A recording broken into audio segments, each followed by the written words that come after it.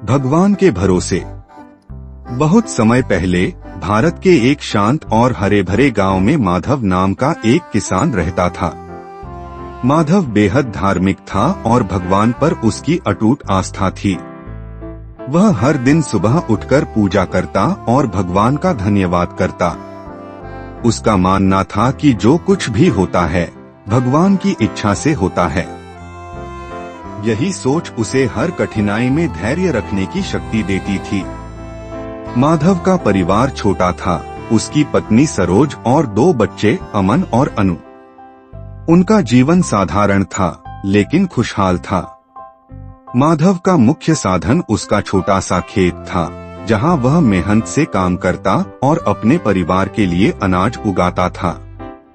हालांकि उसके पास बचत के नाम पर कुछ भी नहीं था। माधव का भगवान पर भरोसा। माधव की सबसे बड़ी खासियत यह थी कि वह हर समस्या को भगवान के भरोसे छोड़ देता था। अगर फसल खराब हो जाती या मौसम खराब होता तो वह कहता, यह भगवान की इच्छा है, जो होगा अच्छा ही होगा।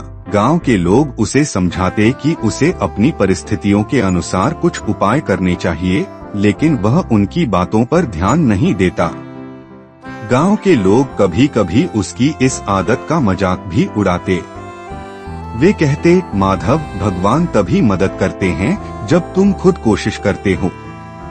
खाली बैठे रहने से कुछ नहीं होगा। लेकिन माधव हमेशा मुस्कुराते हुए जवाब देता, भगवान सब कुछ देख रहे हैं, वह हमारी मदद जरूर करेंगे, हमें बस उनकी भक्ति करनी चाहिए। सुखद जीवन का अंत और संकट की शुरुआत। कई साल तक सब कुछ ठीक चलता रहा। बारिश समय पर होती थी, फसलें लहलहाती थीं और माधव का परिवार खुशहाल जीवन जी रहा था। लेकिन एक साल अचानक हालात बदल गए। उस साल गांव में भयंकर सूखा पड़ा। 4 महीने तक एक बूंद भी बारिश नहीं हुई। खेत सूख गए, नदियां और तालाब खाली हो गए और लोग पानी के लिए तरसने लगे। माधव के खेत में भी अनाज उगना बंद हो गया। उसके पास न तो बचत थी और न ही कोई और साधन। लेकिन उसने भगवान पर भरोसा बनाए रखा। जब भी कोई उससे पूछता कि वह इस संकट से कैसे निपटेगा, तो वह जवाब देता, भगवान है ना, वह सब ठीक कर देंगे, हमें बस धैर्य रखना है। गांव वालों का प्रयास। गांव के सरपंच ने स्थिति की गंभीरता को समझते हुए गांव वालों की एक सभा बुलाई। उन्होंने कहा, यह सूखा हमारे लिए एक बड़ी चुनौती है, लेकिन अगर हम एकजुट होकर काम करें तो इस समस्या का समाधान निकाल सकते हैं। सरपंच ने सुझाव दिया कि गांव के पास एक बड़ा तालाब खोदा जाए, जिसमें बारिश का पानी इकट्ठा किया जा सके। उन्होंने समझाया कि यह तालाब न केवल वर्तमान समस्या का समाधान करेगा, बल्कि भविष्य में भी मददगार होगा। गांव के लोग इस बात से सहमत हुए और तुरंत काम में लग गए। पहली मदद का अवसर। सरपंच ने माधव के घर जाकर उसे भी तालाब खोदने में शामिल होने के लिए कहा। उन्होंने कहा, माधव, यह तालाब तुम्हारे और तुम्हारे बच्चों के लिए भी फायदेमंद होगा। जितने ज्यादा लोग इस काम में शामिल होंगे, उतना जल्दी यह तैयार होगा। लेकिन माधव ने मना कर दिया। उसने कहा, मुझे इसमें भाग लेने की जरूरत नहीं है, भगवान मेरी मदद करेंगे। सरपंच ने उसे बहुत समझाने की कोशिश की, लेकिन माधव अपनी बात पर अडिग रहा। दूसरी मदद का अवसर। कुछ दिनों बाद एक समाज सेवी संगठन गांव में आया। वे सूखा प्रभावित गांवों में राहत सामग्री बांट रहे थे। उन्होंने गांव के हर परिवार को अनाज, पानी और कपड़े दिए। जब वे माधव के घर पहुंचे तो उन्होंने उसे भी मदद देने की पेशकश की। माधव ने विनम्रता से इनकार करते हुए कहा, मुझे आपकी मदद की जरूरत नहीं है, भगवान मेरी मदद करेंगे, मुझे उन पर पूरा भरोसा है। समाज सेवी संगठन के लोग हैरान रह गए। उन्होंने माधव को बहुत समझाने की कोशिश की, लेकिन उसने उनकी मदद लेने से साफ इनकार कर दिया। तीसरी मदद का अवसर। कुछ दिनों बाद गांव में एक व्यापारी आया। वह खेती के लिए उपजाऊ जमीन की तलाश कर रहा था।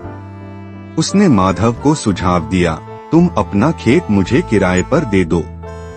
मैं इसमें फसल उगाऊंगा और बदले में तुम्हें हर महीने पैसे दूंगा।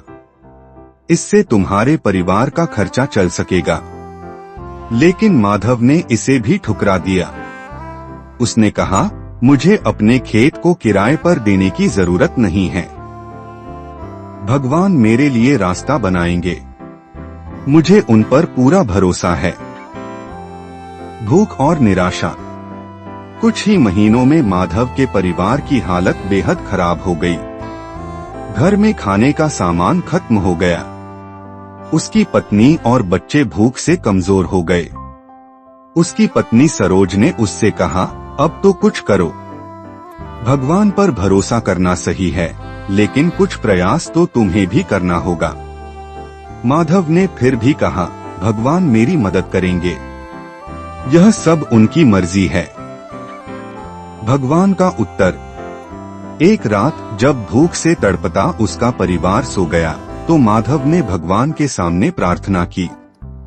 उसने कहा, हे भगवान, मैंने हमेशा आप पर भरोसा किया। मैंने हर किसी की मदद ठुकरा दी, क्योंकि मुझे यकीन था कि आप मेरी सहायता करेंगे। लेकिन अब तक आपने मेरी कोई मदद क्यों नहीं की? तभी माधव को एक दिव्य आवाज सुनाई दी, माधव, मैंने तुम्हारी मदद के लिए 3 मौके भेजे।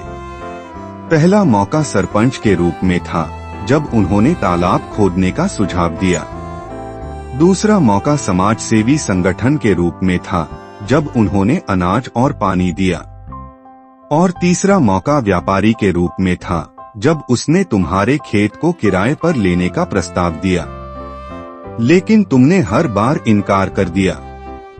मैं तुम्हारी मदद तभी कर सकता हूँ, जब तुम अपनी मदद के लिए तैयार हो। माधव का बदला। भगवान की बात सुनकर माधव को अपनी गलती का एहसास हुआ।